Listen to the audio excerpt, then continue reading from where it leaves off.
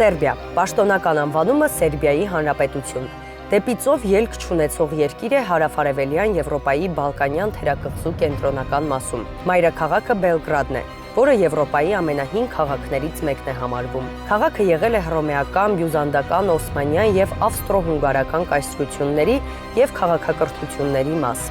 Այսօր Բելգրադը աշխույժ եւ դինամիկ եվրոպական մայրաքաղաք է, որն իր հարուստ պատմությունն է միահյուսում ժամանակակից քաղաքային կյանքին։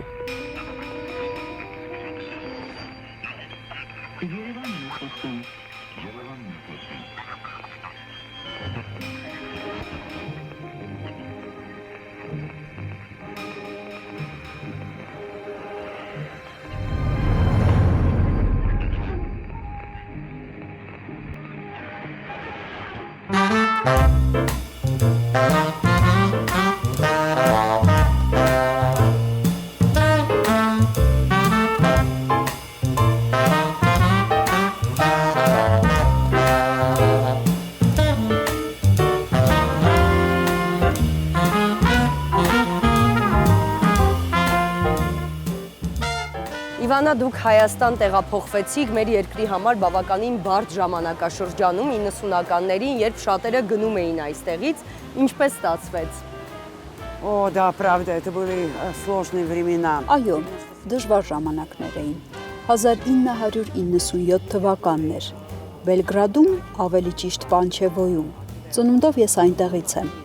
Իմ մանրանկարչության ուսուցիչը հայ էր եւ մի օր ինձ ասաց. «Չէի ուզի ինձ հետ Երևան գալ, տեսնել Երևանը, Հայաստանը»։ Ճիշտ ասացի ոչ, չեմ ուզում, բայց մայրս ասաց. «Գժվել ես ինչ է, գնա իհարկե»։ Ահա եւ Հայաստան գալու իմ պատմությունը։ Եկա ուսումնասիրելու հայկական լեռնաշխարհը։ Դե իհարկե, ամեն ինչ այդքան էլ հեշտ չէր։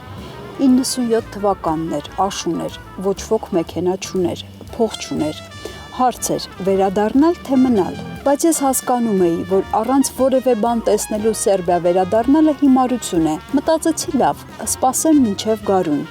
Մի քիչ կպտտվեմ, հետո կտեսնենք ինչպես կստացվի։ Այդ ընթացքում էլ ես ընդունվեցի Գեղարվեստի ակադեմիա, գեղանկարչության բաժին։ Ավարտեցի, ամուսնացա եւ մնացի Հայաստանում։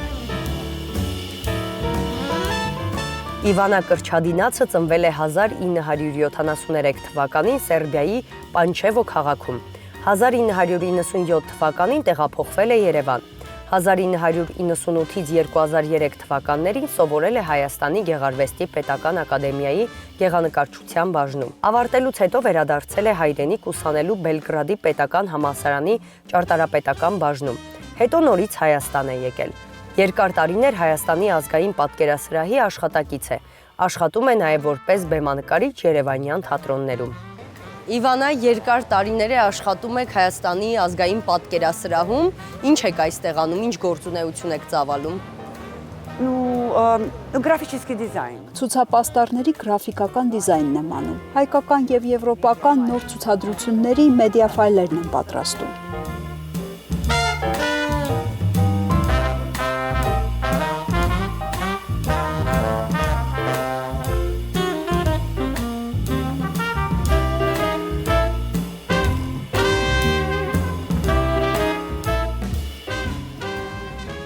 Իվանա, կպատմեք ձեր գործընկերների մասին պատկերասրահի, ինչպես եք համագործակցում։ Лучше, чем когда Երբ ընդունվում էի ազգային պատկերասրահ աշխատանքի, հաճելիորեն զարմացած էի, երբ տեսա ֆանտաստիկ խելացի երիտասարդ կնոջը, Մարինա Հակոբյանին։ Հենց այդ պահին վստահ ասացի, ես ճիշտ տեղում եմ։ Հետո արդեն մյուս գործընկերներից հետ ծանոթացա։ Հրաշալի կանայք են։ Ես ասացի, սա անհավանական է, ես հաստատ իմ ճիշտ տեղում եմ։ Ահա այսպիսի խելացի, հաճելի, գեղեցիկ կանանց կոլեկտիվ է։ Մենք ընդհանուր լեզու գտանք հենց առաջին օրից։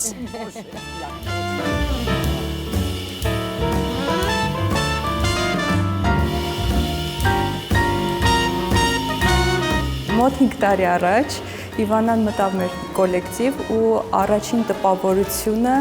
հենց լինելով օտարազգի ոչ մի պատնեշ չեղավ, մի անգամից ինտեգրվեց ու մեր հարաբերություններն էլ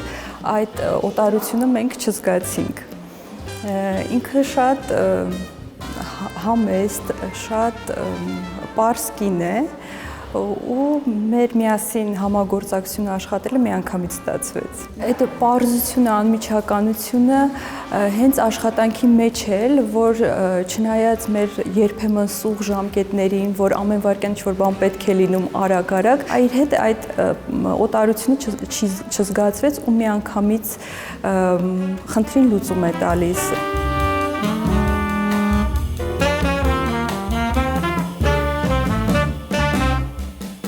Я никогда не думала об этом. Армянский ли это коллектив? Երբեք չեմ մտածել այս մասին։ Սա հայկական կոլեկտիվ է, թե սերբիական, թե մեկ ուրիշ։ Այո, սա իմ անհավանական հայկական կոլեկտիվն է, որտեղ ես ինձ ակնհայտորեն հայ եմ զգում։ Պարզապես իմ կողքին հրաշալի մարդիկ են հավաքված, ահա եւ ամբողջ պատմությունը։ Եվ հենց մեր մարդկային որակներն են մեզ միավորում, ինչն էլ իհարկե հեշտացնում է մեր գործը։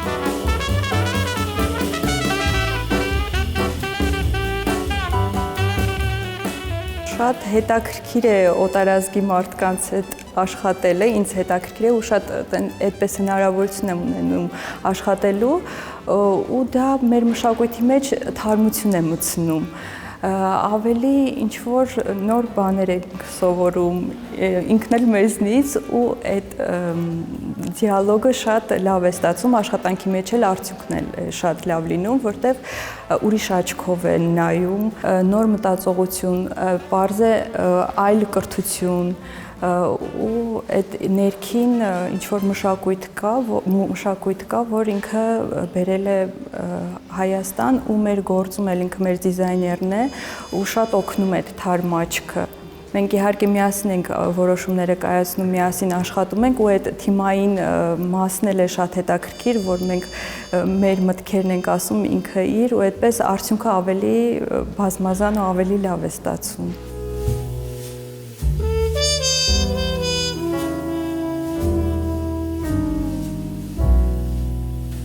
Իվանա, ձեր աշխատանքային միջավայրում ենք, որտեղ ձեր աշխատանքներից եւս կան, կպատմեք պատմությունները։ Այո, այս կատալոգների կազմերը ես եմ պատկերազարդել։ Գրքերի բովանդակությունը իմը չէ։ Սարյանի, Հակոբ Հակոբյանի, Քոչարի, Այվազովսկու ցուցահանդեսներին նվիրված պաստառների դիզայնը մենք որոշեցինք օգտագործել նաև համապատասխան կատալոգների կազմերի համար։ Իվանա, այստեղ շատ հետաքրքիր է, որ Սարյանին պատկերացնելիս մենք իր գունապնակի մեջ ենք պատկերացնում հիմնականում այն ամենի մեջ, ինչը շատ հայտնի է եւ բոլորը գիտեն, բայց այստեղ դուք վերցրել եք նրա գծանկարներից մեկը թռչնի տեսքով եւ որոշել եք սա տեղադրել պոստերի եւ հետեւաբար գրքի վրա։ Սա եւս շատ հետաքրքիր է, ինչու այսպես որոշեցիք։ Хотя вы уже ответили. Потому что Դուք արդեն պատասխանեցիք ձեր հարցին, որովհետև մենք ճանաչում ենք այլ Սարյանի։ Սա հիանալի գրաֆիկա է եւ իհարկե արժանի էր մեծ ֆորմատով ցուցադրվելու եւ զարդարելու Հանրապետության հրապարակը։ Գուցե այնքան էլ ընդունված չէ Սարյանին այսպես ներկայացնել, բայց մենք նաև օգտագործել ենք սարյանական դեղինն ու թռչունը։ Այդ ժամանակ ես տեղին էի համարում Սարյանին փոքրինչ այլ կերպ ներկայացնելը։ Իսկ Հակոբ Հակոբյանի մասին ինչ կասեք։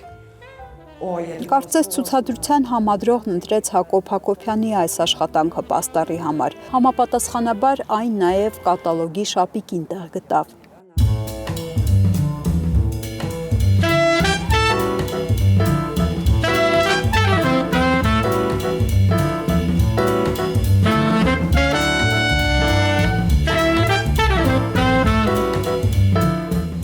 Իվանա, առաջարկում եմ հիմա գնալ ձեր մյուս աշխատավայրը։ Супер. Հրաշալի, շատ մոտ է։ Մեր Մկրտչյանի թատրոն, совсем недалеко։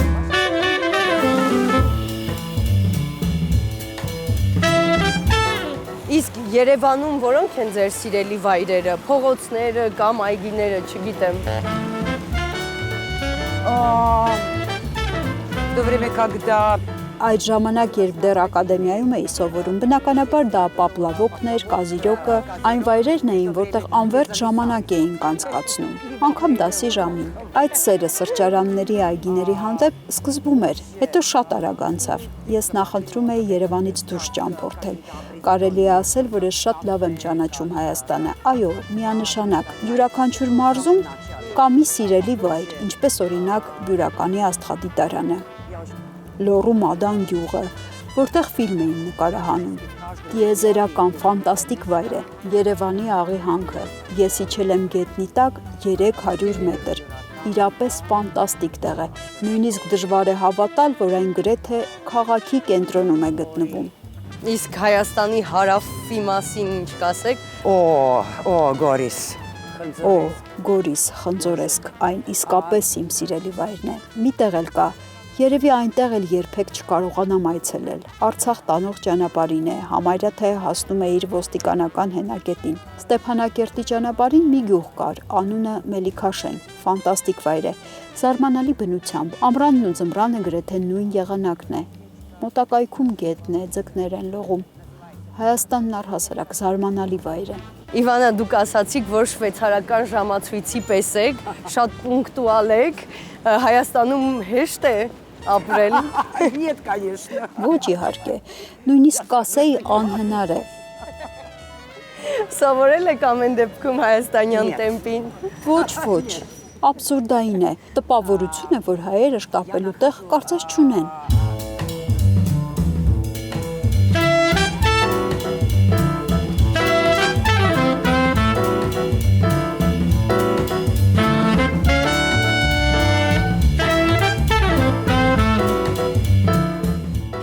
Իվանա, ինչով եք զբաղվում թատրոնում եւ որ աշխատանքն է ձեզ ավելի հոգեհարազատ, թատրոնինը թե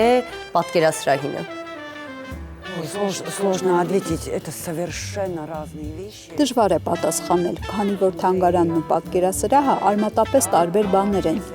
Թանգարանում որոշակի անդոր է, իսկ այստեղ աշխուժություն, զգեստներ, բեմ երաժշտություն։ Այստեղ մեր աշխատանքը սկսում է սցենարի ընթերցումից,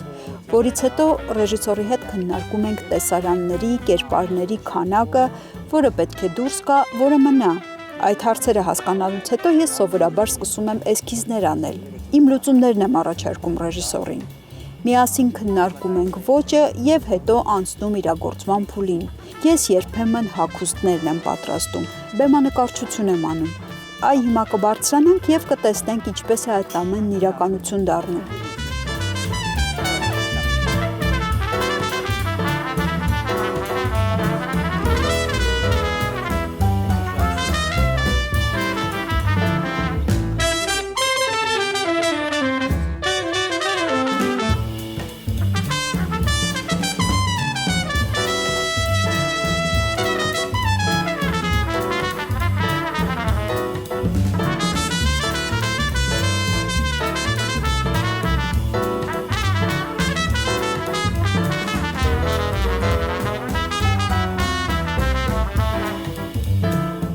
Իվանա, պատկերասրահում եւ թատրոնում աշխատանքից զատ ձեր կյանք կազմակերպել եք Հայաստանի գյուղերից մեկում։ Ինչպես է այստեղ անցնում ձեր կյանքը։ Ой, очень бурно, я скажу։ Շատ ակտիվ իրականում։ Ձայներից հասկացանք արդեն։ Ինչպես հասկացաք, ես շատ ճներ ունեմ, բայց պիտի ասեմ, որ ոչ մի պատրվակով Երևան չեմ վերադառնա։ Այդ ունայնությունը, քաոսը, այստեղ ավելի քիչ է։ Այստեղ ավելի հանգիստ չէ, բայց ավելի լավ է շների հաչոցը լսեմ, քան անverջ հետևեմ Երևանյան իրարանցմանը։ Այստեղ ես ինձ հոյակապ եմ զգում, բնությունը, իմ ծառերը եւ շները։ Քանի շուն ունեք։ 13 շուն այստեղ է եւ մեկն էլ կացարանում։ Աստված իմ, ինչպես եք կարողանում հոգ տանել նրանց մասին։ Очень легко։ Շատ հեշտ։ Ես փոքր տարիքից կենդանիներով եմ շրջապատված եղել։ Հայրս կատուներ էր սիրում, մայրս շներ։ Այնպես որ սա ինձ համար շատ բնական վիճակ է։ Պապիկս ձիեր ուներ, այնպես որ ես սովոր եմ։ Եկեք ներս մտնենք եւ ծանոթանանք շների Давайте. հետ։ Подготовь. Այո, պատրաստվեք աղմուկին։ Այո։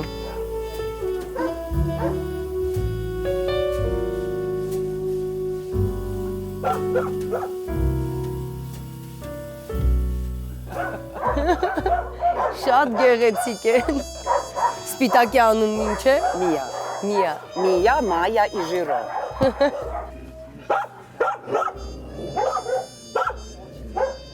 На самом деле здесь кусачек. Իրականում այստեղ կծան շներ չկան, նրանք բոլորն էլ սիրում են մարդկանց։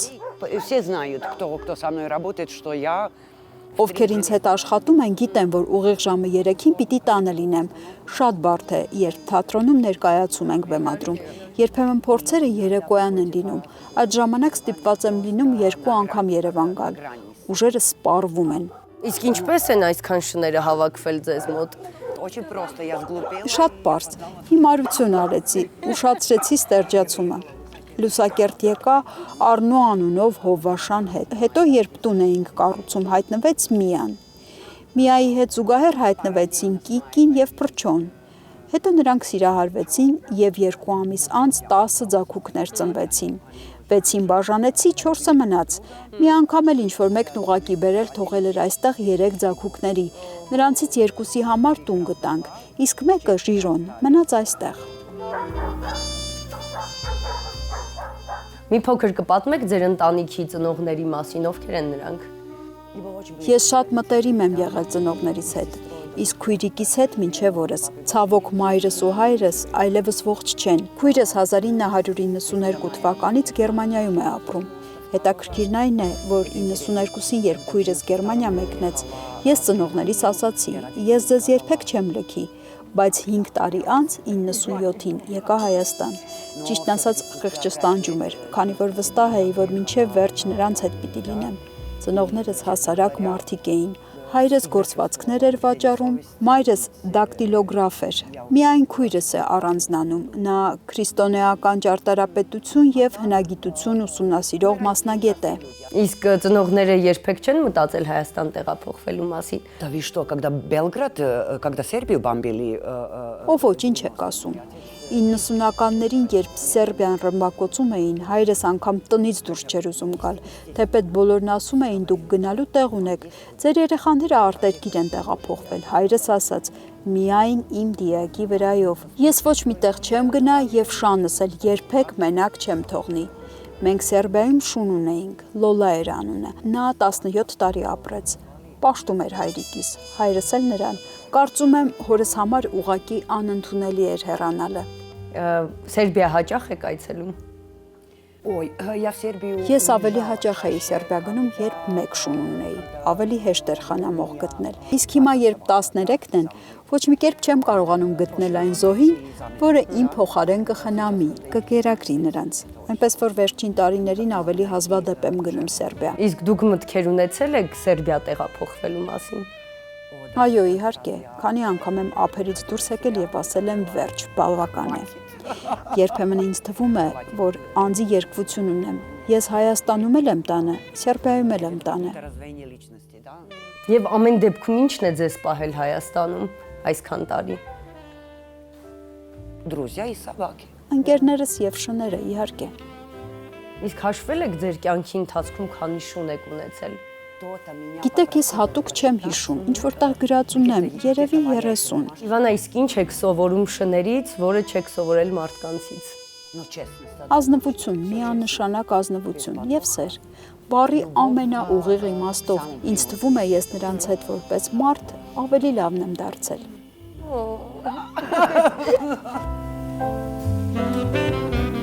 Հայաստանում սերբուհի Իվանա Կրչադինացն իր երկրորդ տունը գտավ։ Նկարչական ձեռագիր կերտեց եւ կյանքը նորովի վերարժևորելու հնարավորություն ունեցավ։ Հենց մեր երկրում իրեն պիտանի ու օգտակար զգալով մնաց ու ապրեց Հայաստանում։